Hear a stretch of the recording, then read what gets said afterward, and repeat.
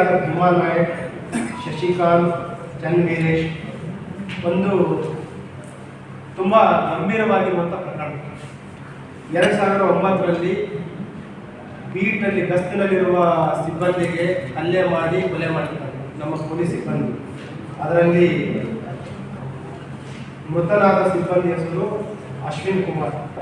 2009ರಲ್ಲಿ ಕೊಲೆ ಆಗಿರುತ್ತೆ. Crime number 57/2009. ಇದು ನಮ್ಮ ಎಲ್ಲಿ ಇದು ಗುಲ್ಬರ್ಗ ನಗರದಲ್ಲಿ ಬಿದ್ದಾಪುರ ಕಾಲನಿ ಅಲ್ಲಿ ಗಸ್ತಿನಲ್ಲಿದ್ದಾಗ ಏನೋ ಗಲಾಟೆ ಆಗ್ತಾ ಇರುತ್ತೆ ಅಂತ ಮಾಹಿತಿ ಬರುತ್ತೆ. ಇವ್ರು ಹೋಗ್ತಾರೆ, ಇವನಿಗೆ ಹಲ್ಲೆ ಮಾಡಿ ಮರಣ ಆಗಿರ್ತಾರೆ.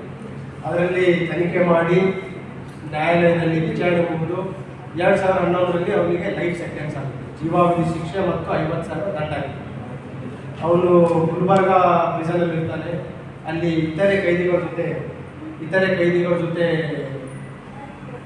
ಜಗಳ ಮಾಡ್ಕೊಂಡಿದ್ದರಿಂದ ಬಿಜಾಪುರ ಪ್ರಿಸನ್ಗೆ ಶಿಫ್ಟ್ ಆಗ್ತಾನೆ 2014. ಅಲ್ಲಿ ಶಿಫ್ಟ್ ಆದ ನಂತರ ಅನಾರೋಗ್ಯದ ನೆಪದಲ್ಲಿ ಡಿಸ್ಟಿಕ್ ಹಾಸ್ಪಿಟ್ಲಿಗೆ ಅಡ್ಮಿಟ್ ಆಗಿರ್ತಾರೆ. 2014ರಲ್ಲಿ ಡಿಸ್ಟಿಕ್ ಹಾಸ್ಪಿಟ್ಲಿಂದ ತಪ್ಪಿಸ್ಕೊಳ್ತಾರೆ. ಈ ವಿಚಾರಕ್ಕೆ ಅಲ್ಲಿ ಗಾಂಧಿಗಂಜ್ ಪೊಲೀಸ್ ಸ್ಟೇಷನಲ್ಲಿ FIR ಆಗುತ್ತೆ.